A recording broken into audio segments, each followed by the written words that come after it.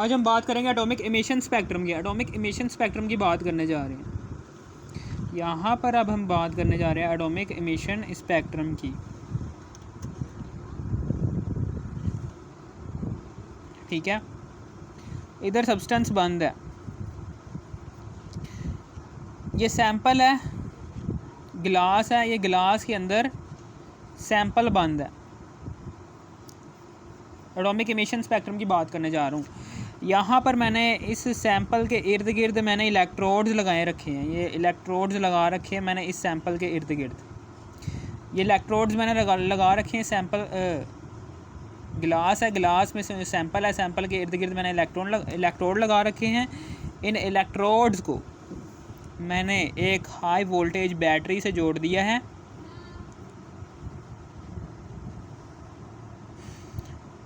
ये पॉजिटिव है और नेगेटिव है, ठीक है ना। हम क्या करते हैं, इस एटम को मैं यहाँ पर ड्रॉ कर रहा हूँ। ये एटम जो उनसे है, इस एटम को मैं यहाँ पर करके ड्रॉ कर रहा हूँ। क्या कर रहा हूँ मैं, ये जो उनसे एटम है,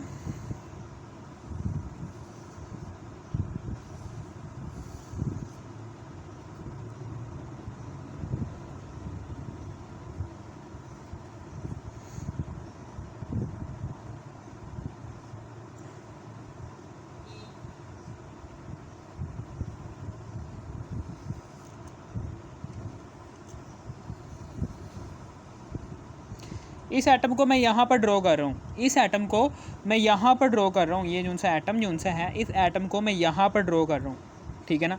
ये जैसे ही मैंने यहाँ पर ड्रॉ कर दिया है, मैं इस बैटरी से हाई वोल्टेज करंट इसमें से पास करता हूँ। सैंपल में से बहुत ही हाई वोल्टेज का करंट मैं इस बैटरी के थ्रू इस सैंपल में से पास करता हूँ। और फिर उसके बाद करंट पास करने के बाद हाई वोल्टेज, बहुत ही ज़्यादा हाई वोल्टेज का करंट पास करने के बाद मैं क्या करता हूँ, इस सर्किट को ख़त्म कर देता हूँ। यानी कि ये जो सा इलेक्ट्रोड है, इसको मैं बाहर निकाल देता हूँ।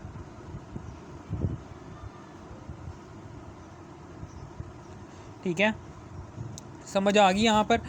इसको मैं बाहर निकाल लेता हूँ, ठीक है। और फिर उसके बाद अब मैं क्या करूँगा, अब एक और बात, ये मेरी बात याद रखना कि जैसे ही मैंने करंट पास किया, बहुत ही हाई वोल्टेज का करंट पास करना है, सिर्फ कुछ वक्त के लिए हाई वोल्टेज का करंट इस सैंपल में से पास कर देना है। और इस सैंपल के अंदर जो से एटम्स होंगे, उन एटम्स के अंदर जो से इलेक्ट्रॉन्स होंगे, उन इलेक्ट्रॉन्स, वो इलेक्ट्रॉन्स क्या करेंगे, वो इलेक्ट्रॉन्स उस एनर्जी को एब्जॉर्ब करेंगे। यानी कि जो सा हाई वोल्टेज का करंट मैंने पास किया था इस सैंपल में से, उस सैंपल के अंदर जो से एटम्स होंगे, उन एटम्स के शेल्स के अंदर जो से इलेक्ट्रॉन्स होंगे, वो इलेक्ट्रॉन्स क्या करेंगे, उस करंट के थ्रू एनर्जी को एब्जॉर्ब करेंगे। जैसे एनर्जी उनकी बढ़ जाएगी तो ये इलेक्ट्रॉन क्या करेगा,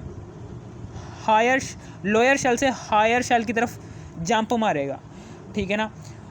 समझ आ गई आपको। जैसे ही ये जंप करेगा लोअर शेल से हायर शेल की तरफ एनर्जी को जज़ब करने के बाद, तो आपको पता है कि जैसे ही न्यूक्लियस से कोई इलेक्ट्रॉन दूर जाता है, यानी कि न्यूक्लियस एंड इलेक्ट्रॉन के दरमियान फासला बढ़ गया, डिस्टेंस क्या हो गया है, बढ़ गया। डिस्टेंस बढ़ जाने की वजह से ये अनस्टेबल फील करेगा। यानी कि ये जाहिर सी बात है कि न्यूक्लियस से दूर चला गया, अपने भाई से इलेक्ट्रॉन दूर चला गया, अपने आप को कंफर्टेबल महसूस नहीं करेगा, अनस्टेबल महसूस करेगा। जिसकी वजह से ये क्या करेगा, ये चाहेगा जी और एनर्जी मैं जज़ब करूँ, तो एनर्जी जज़ब करता है। ये ज़ाहिर सी बात है कि इस इलेक्ट्रॉन ने एनर्जी जज़ब करेगा, जिसकी वजह से इसकी एनर्जी हाई हो जाएगी और ये लोअर शेल से हायर शेल की तरफ जाएगा। अनस्टेबल, कंफर्टेबल महसूस नहीं करता, जिसकी वजह से क्या करता है, इन्वायरमेंट से एनर्जी को एब्जॉर्ब करता है और इलेक्ट्रॉन लोअर शेल से हायर शेल की तरफ जंप मार देता है।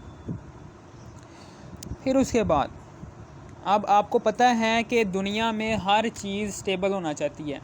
यानी कि हर चीज़ स्टेबल होना चाहती है। अगर किसी बंदे के पास पैसे नहीं हैं, वो बाहर जाएगा, नौकरी करेगा, पैसे कमाएगा, ठीक है ना, अपने आप को स्टेबल रखेगा। यानी कि ठीक है ना, स्टेबल होना चाहिए। हर चीज़ अपने आप को स्टेबल रखना चाहती है। अनकंफर्टेबल फील कर रहा है तो फिर ये क्या करेगा, तो फिर ये वापसी से नीचे आ जाएगा। यानी कि यहाँ से ये इलेक्ट्रॉन क्या करेगा, ये इलेक्ट्रॉन वापस से यहाँ पर आएगा, क्योंकि यहाँ पर ये अनस्टेबल फील कर रहा है, तो ये वापस से इधर आएगा।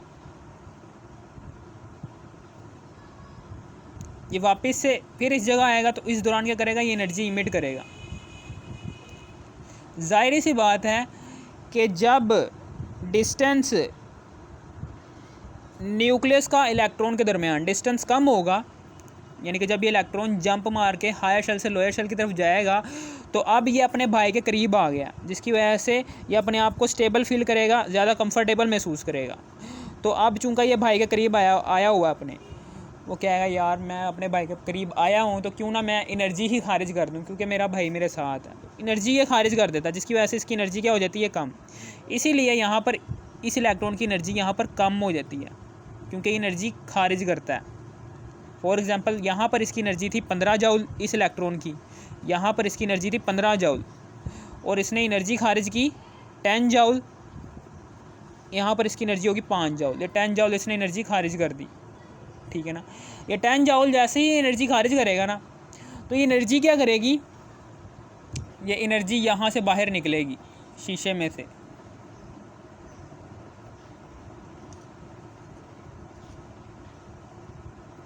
शीशे में से हर तरफ से बाहर निकलेगी ये एनर्जी।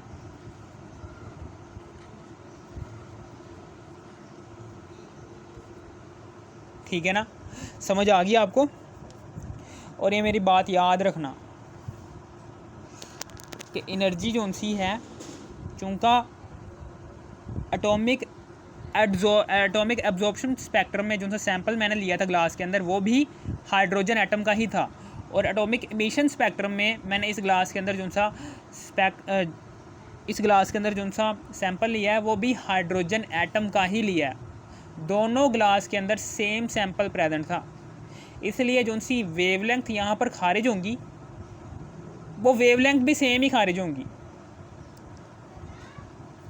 कौन कौन सी वेवलेंथ यहाँ पर खारिज होंगी, यानी कि इलेक्ट्रॉन्स जब हायर शेल से लोअर शेल की तरफ जाएंगे ना, तो उस दौरान वेव्स खारिज करेंगे, वेव्स की फॉर्म में एनर्जी खारिज करेंगे। वो एनर्जी 5 जूल वाली, 15 जूल वाली, 7 जूल वाली, 17 जूल वाली, इन रेज वाली एनर्जी को खारिज करेंगे।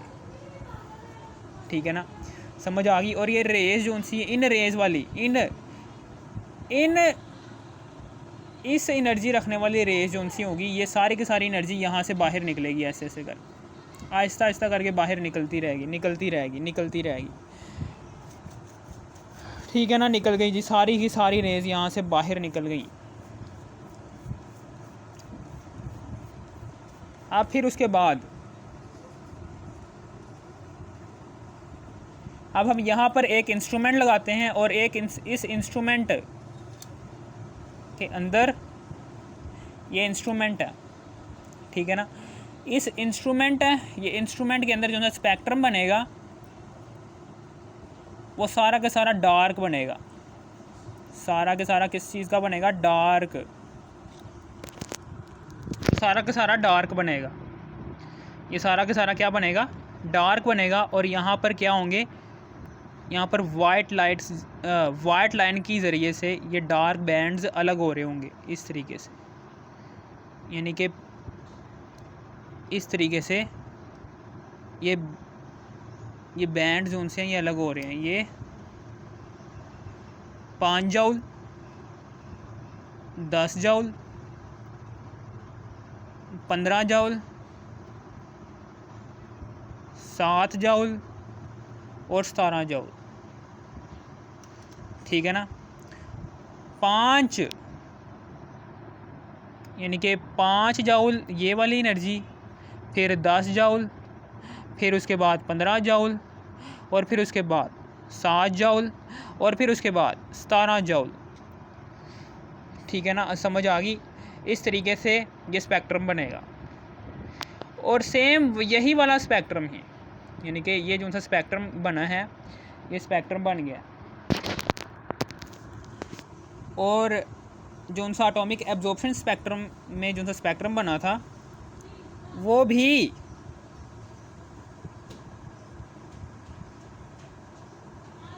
इन्हीं वेवलेंथ वाली रेज़ का बना था, यानी कि उसमें भी सेम यही फासला था। ये देखें,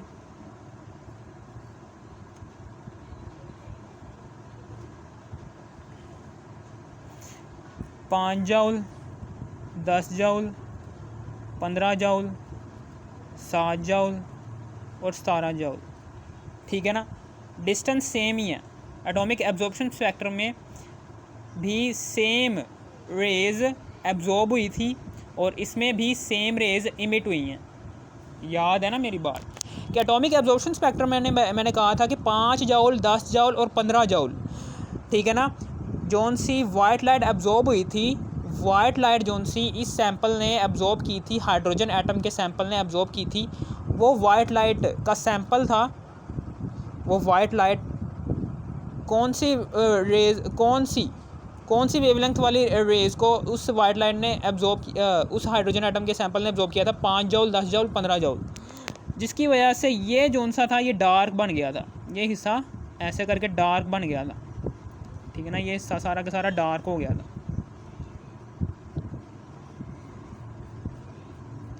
ये हिस्सा सारा के सारा क्या बन गया था? डार्क बन गया था।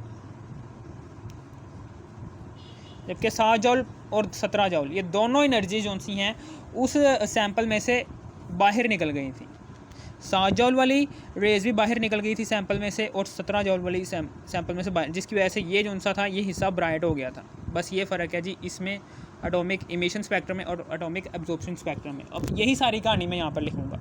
ये इसका फ़र्क है कि एटॉमिक इमिशन स्पेक्ट्रम में क्या फ़र्क है और एटॉमिक एब्जॉर्प्शन स्पेक्ट्रम में फ़र्क क्या है। ठीक है ना, एटॉमिक इमिशन स्पेक्ट्रम में जौन सा स्पेक्ट्रम बन रहा होता है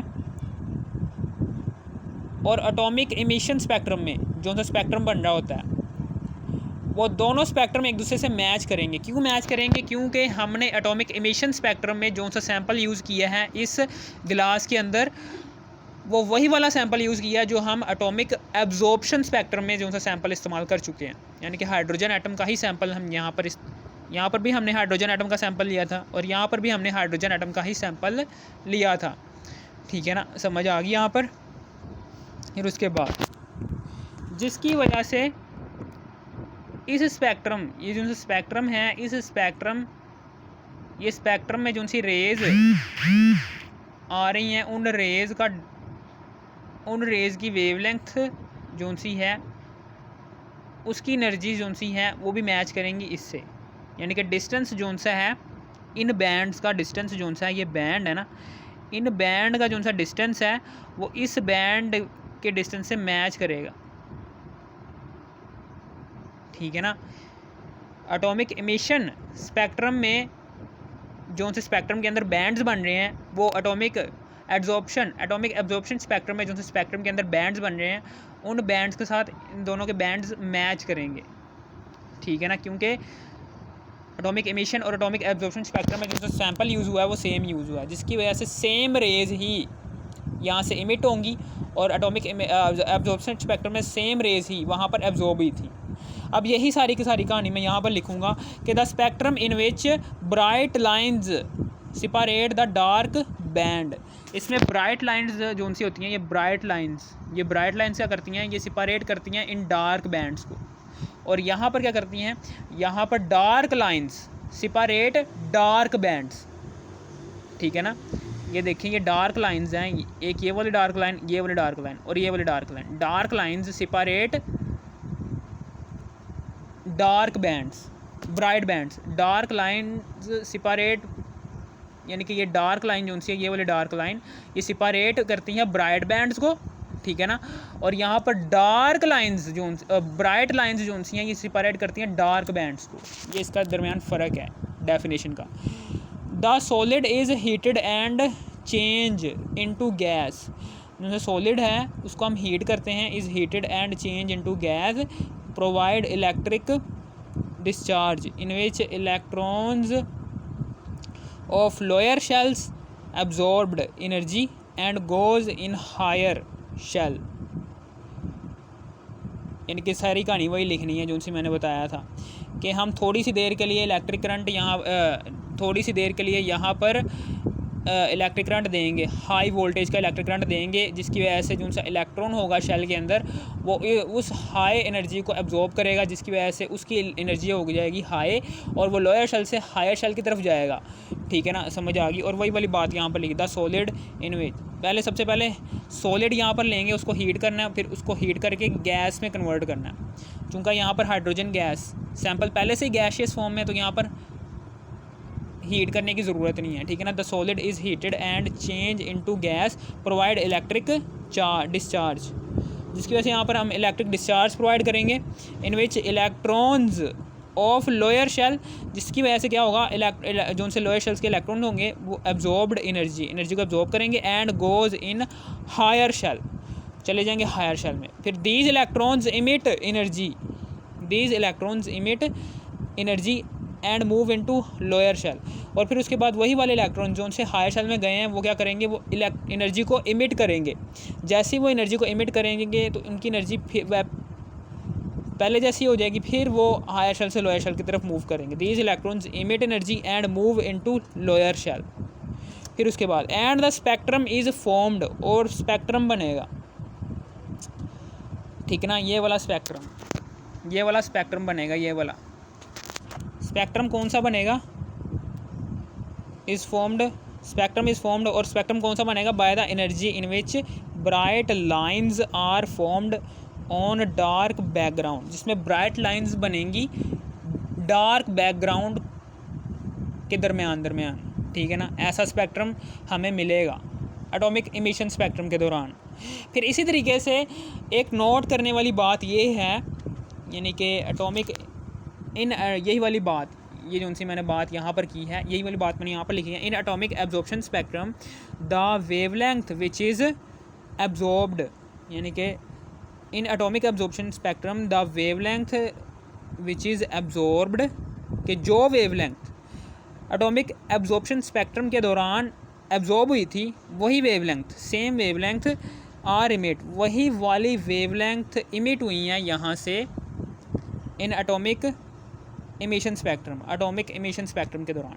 यानी कि एटॉमिक इमिशन स्पेक्ट्रम के दौरान जो उनसी वेवलेंथ इमिट हुई हैं वो वही वाली इमिट हुई हैं वेवलेंथ कि जो एटॉमिक एब्जॉर्प्शन स्पेक्ट्रम के दौरान वेवलेंथ एब्जॉर्ब हुई थी। ठीक है ना, समझ आ गई, मैंने आपको बता दिया। ठीक है ना, अगर आपको इस वीडियो की थोड़ी सी भी समझ आ, ज़रा सी भी समझ, इस वीडियो को कर दो लाइक और सब्सक्राइब और शेयर भी कर देना। Thanks for watching me.